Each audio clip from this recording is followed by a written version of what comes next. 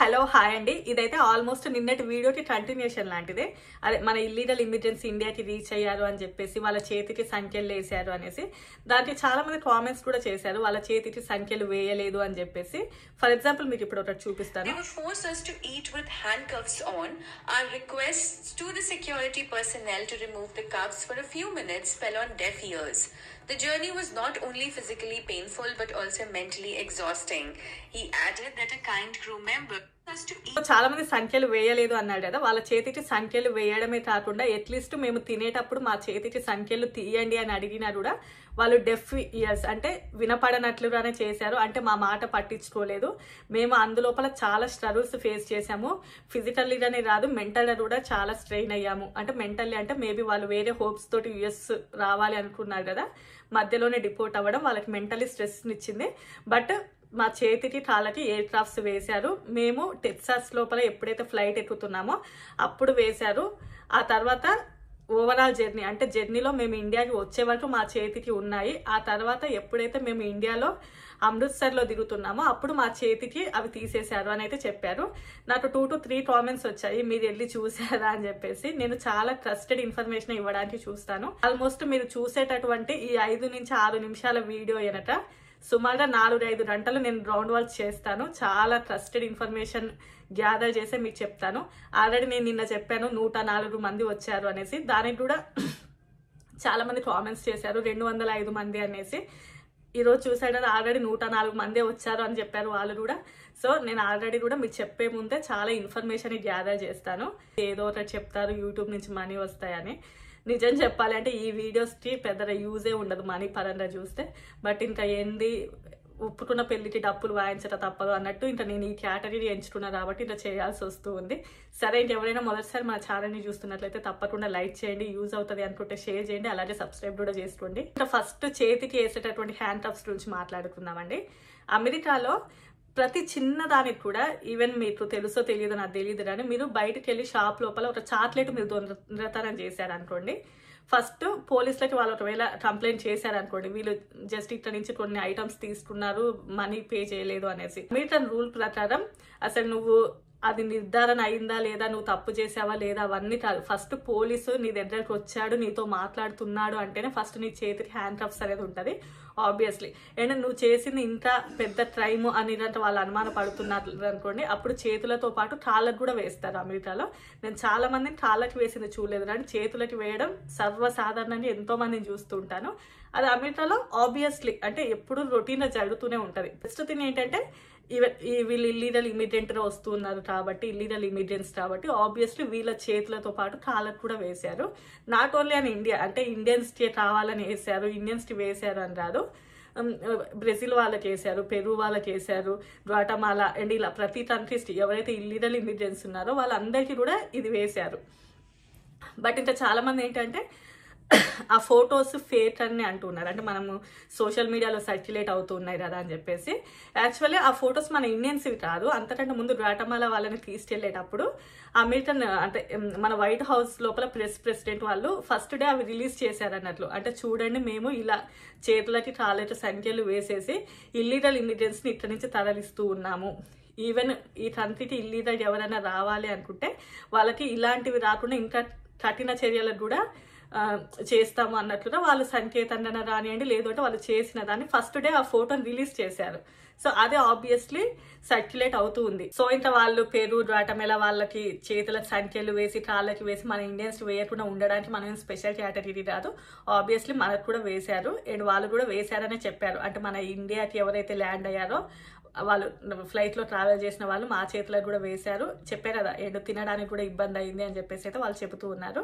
And అసలు వాళ్ళు ఎలా రాగలిగారు ఇక్కడికి, అసలు వాళ్ళు ఎలా దొరికారు అనేది కూడా నేను మీతోటి వాళ్ళ బాధలను కూడా నేను మీతో అయితే షేర్ చేస్తాను, వాళ్ళు ఏం చెప్పారు అని చెప్పేసి. అండ్ ఇంకా చాలా మంది ఎందుకు మిలిటరీ ఎయిర్ క్రాఫ్ట్ యూజ్ చేస్తున్నారు, అది చాలా ఖర్చుతో కూడుకున్నది కదా, అంటే నార్మల్ వాటితో పోలిస్తే 5 ఖర్చుతో కూడుకున్నది కదా అని చెప్పేసి. అండ్ దానికోసం అయితే యాక్చువల్గా మిలిటరీ ఎయిర్ క్రాఫ్ట్ ఆ దేశం యొక్క బలాన్ని రానియండి, వాళ్ళ యొక్క ఆధిపత్యాన్ని, వాళ్ళ యొక్క అధికారాన్ని కూడా తెలియజేయడానికి చిఫ్నర్ అయితే యూజ్ చేస్తారంట ఆ మిలిటరీ ఎయిర్ క్రాఫ్ట్లని. సో అందువల్లనే వాళ్ళ దేశం యొక్క ఆధిపత్యాన్ని అండ్ వాటిని నిరూపించుకోవడం కోసం అయితే మిలిటరీ ఎయిర్ క్రాఫ్ట్లని యూజ్ చేస్తూ ఉన్నారు. అండ్ నెక్స్ట్ థింగ్ ఏంటంటే వాళ్ళు ఒకవేళ అంటే ఇట్లా ఇల్లీగల్గా అమెరికాలో ఉన్న తర్వాత వాళ్ళని చట్టబద్ధంగా తీసుకునేసి వాళ్ళని జైల్లో ఉంచేసి వాళ్ళకి ఇంత అధికారంగా అంటే చట్టపరంగా పోవడానికి అంత టైం కూడా నేను ఇవ్వాలి అని అనుకోవట్లేదు. ఎవరైనా ఇల్లీగల్ ఇమిగ్రెంట్స్ కనపడ్డారు అంటే వెంటనే వాళ్ళని వాళ్ళ దేశానికి పంపిద్దాం అనుకుంటున్నాను. And at the same time ఆ ఇతర దేశాలు కూడా, ఫర్ ఎగ్జాంపుల్ ఇండియన్ అయితే ఇండియన్ వాళ్ళు, పెరు అయితే పెరు దేశం వాళ్ళు కూడా దాన్ని యాక్సెప్ట్ చేయాలి. ఎవరైతే ఇల్లీగల్ ఇమిగ్రెంట్స్ వేరే దేశాలలో పట్టుబడుతున్నారో వాళ్ళు వాళ్ళ దేశానికి వస్తే ఆ పర్సన్స్ని వాళ్ళని యాక్సెప్ట్ చేయాలి అని కూడా వాళ్ళు చెబుతూ ఉన్నారు. అండ్ ఆయన ఇల్లీగల్ ఇమిగ్రెంట్స్ని ఆబ్వియస్లీ ఏలియన్స్ లాగా క్రిమినల్స్ లాగా కూడా అతను ట్వీట్ అయితే చేశారు. ఆల్రెడీ అది కూడా సర్క్యులేట్ అవుతుంది బయట. సైనిక విమానం లోపలికి వాళ్ళని బలవంతంగా ఎక్కించడము అండ్ అది యుద్ధ విమానం లోపల నా భూభాగం మీద దిగడం నా దేశ సార్వభౌమాధికారానికి ఇబ్బందిగా నేను ఫీల్ అవుతున్నాను అని చెప్పేసి నార్మల్గా కొలంబియన్ ప్రెసిడెంట్ పెట్రో ఆయన అన్నారు. సో మరి ఓకే, మరి అలాంటప్పుడు ఏం చేయమంటావు అని అంటే, ఓకే నా దేశం నుండి విమానాలను తీసుకొని వెళ్ళేసి వాళ్ళని తీసుకొచ్చుకుంటాను అని చెప్పేసి నార్మల్ కొలంబియన్ వాళ్ళ యొక్క ఫ్లైటే అమెరికాకు వచ్చేసి వాళ్ళ ఇల్లీగల్ ఇమిగ్రెంట్స్ని తీసుకొనేసి నార్మల్గా వెళ్ళిపోయింది. అది ఇంకో స్టోరీ లేండి. కానీ అండ్ నెక్స్ట్ తిని మన ఇండియాకి ల్యాండ్ అయిన వాళ్ళలో అతనైతే అతని యొక్క ఫీలింగ్స్ అయితే చెప్పాడు. యాక్చువల్గా ఏం చెబుతున్నాడు అంటే అతను Harvinder and his wife Kuljinder Kaur took a decision. With 2 children, 12-year-old son and 11-year-old daughter, the couple married for 13 years was struggling to make ends meet by selling cattle milk. Out of nowhere, a distant relative offered to take Harvinder to the US in 50. Okay, అంటే అతను పంజాబీ అతను అనుకుంటాను. యాక్చువల్గా అతను ఏం చెప్తున్నాడు అంటే, మేము ఎన్నో సంవత్సరాల నుంచి క్యాటిల్ మిల్క్ అలాంటివి అమ్ముకుంటూ మా జీవనాన్ని కొనసాగిస్తూ ఉన్నాము. అది మాకు చాలా ఇబ్బందిగా అనిపిస్తూ ఉంది. కానీ నా యొక్క వైఫ్కి అండ్ నా పిల్లలకి బెటర్ ఫ్యూచర్ ఇవ్వాలి అని నేను అనుకున్నాను. అందువల్లనే నేను యుఎస్ వెళ్ళాలి అని నిర్ణయించుకున్నాను. నాకు తెలిసినటువంటి ఒక దూరపు చుట్టము ఎవరో ఇలా నేను లీడర్గానే నిన్ను అమెరికాకి తీసుకొని వెళ్తాను, నాకు 42 లక్షలు ఇస్తే నేను నిన్ను అమెరికాకి తీసుకొని వెళ్తాను అని చెప్పాడంట. Legally, not via Dunkin route, in exchange of 42 lakh rupees. Okay. Not via Dunkin route. అంటే ఆల్రెడీ నేను చెప్పాను కదా ఎలా వస్తారో, గ్వాటమాలా తర్వాత మెక్సికన్ బార్డర్ నుంచి అమెరికా లోపలికి వస్తూ ఉంటారు కదా, అండ్ మధ్యలోకి వస్తారు ఇట్లా ఇలా చాలా ప్లేసెస్ తిరిగి లాస్ట్కి అమెరికా లోపలికి అయితే ఎంటర్ అవుతారు అన్నట్లు. సో అలాంటి రూట్లలో నేను తీసుకెళ్ళాను, నేను లీడర్ అని అమెరికాకి తీసుకుని వెళ్తాను అని అతను చెప్పాడంట. Gathered the amount the family mortgaged their only acre of land and borrowed from private lenders at steep interest rates. Life had not prepared Kuljinder for the adversities to come. Made it to the US. కానీ 8 నెలల పాటు వాళ్ళ యొక్క హస్బెండ్ని shuffle between the countries అంటే వేరు దేశాలు 8 నెలల పాటు తిప్పేసి బట్ ఫైనల్గా మాత్రము అమెరికా లోపలికి ఎంటర్ అవుతూ ఉన్నారు. ఆ అమెరికా లోపలికి ఎంటర్ అయ్యే టైం లోపల ఆ మెక్సికన్ బార్డర్ లోపల మాత్రం పట్టుబడ్డారు అంట.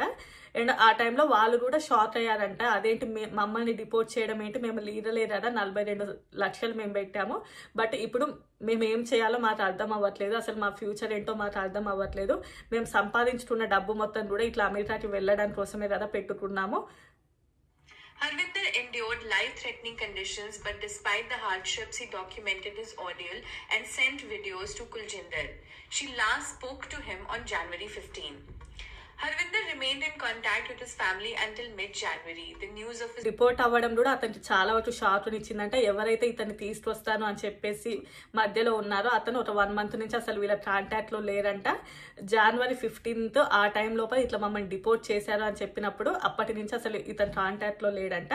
ఎప్పుడైతే ఇట్లా 8 నెలల నుంచి అటు ఇటు తిప్పుతూ ఉన్నాడో ఆ తిప్పిన టైంలోనే ఇతను మనీ విడతల వారీగా ఇస్తూ ఉన్నాడంట. అంటే కొంచెం మనీ వాళ్ళకి ఇస్తూ ఉన్నాడంట. ఫైనల్ గా లాస్ట్ మంత్ మొత్తం మనీ అంటే ఇంకొక 10 లక్షలు ఇవ్వాల్సింది ఉంటే ఆ 10 లక్షలు కూడా తీసుకున్నాడంట. తీసుకున్న తర్వాత నుంచి ఇంత కాంటాక్ట్ లో అయితే లేడంట. 104 deportees sent back from the US on Wednesday. Kuljinder said they had already filed a complaint against the travel agent with the village panchayat after already వాళ్ళైతే కేసుని అయితే ఫైల్ చేశారు. అయితే ఎవరైతే ఈ ట్రావెల్ ఏజెన్సీ వాళ్ళు వీళ్ళ యూఎస్ తీసుకెళ్తాను అనేసి మనీ తీసుకున్నారో వాళ్ళ మీద కేసు అయితే ఫైల్ చేశారంట. లాస్ట్ మంత్ ఎప్పటి నుంచి అయితే అతను వీళ్ళ కాంటాక్ట్ లో లేడో అప్పటి నుంచి. Now we have lost everything. We only wanted a better future for our children and now నా తన్ను కనపడట్లేదు. నౌ వీఆర్ లెఫ్ట్ విత్ డెప్ట్ అండ్ హార్ట్ అటాక్. అంటే ఆల్మోస్ట్ మాకు హార్ట్ అటాక్ వచ్చినంత పని అవుతుంది, మా హార్ట్ బ్రేక్ అవుతూ ఉంది, ఇంత డబ్బులు మేము సంపాదించుకున్నంత కూడా ఖర్చు పెట్టాం కదా అని చెప్పేసి అయితే వాళ్ళు ఫీల్ అవుతూ ఉన్నారు. నేను వీళ్ళు ఆల్రెడీ అమెరికాకు వచ్చిన తర్వాత పట్టుబడ్డారేమో అనుకుంటున్నాను, బట్ వీళ్ళు అమెరికాకు వచ్చిన తర్వాత పట్టుబడలేదు. ఆల్రెడీ అక్కడ మెక్సికన్ బార్డర్లో నుంచి చెప్పారు కదా, అక్కడ నుంచి ఇందులోపలికి రావడానికి ట్రై చేస్తూ ఉంటారు అని చెప్పేసి ఆ టైంలో అయితే ఇతను పట్టుబడ్డాడంట. సో అతను యొక్క ఫీలింగ్స్ని అయితే ఎక్స్ప్రెస్ చేశాడు. ఆల్రెడీ వాళ్ళ విషయాన్ని అయితే షేర్ చేసుకున్నారు, ఆ విషయాన్ని నేనైతే ఇప్పుడు మీతో అయితే షేర్ చేశాను. సో ఇంత నా వీడియోస్ నచ్చినట్లయితే తప్పకుండా లైక్ చేయండి, కుదిరితే సబ్స్క్రైబ్ కూడా చేసుకోండి. Bye bye.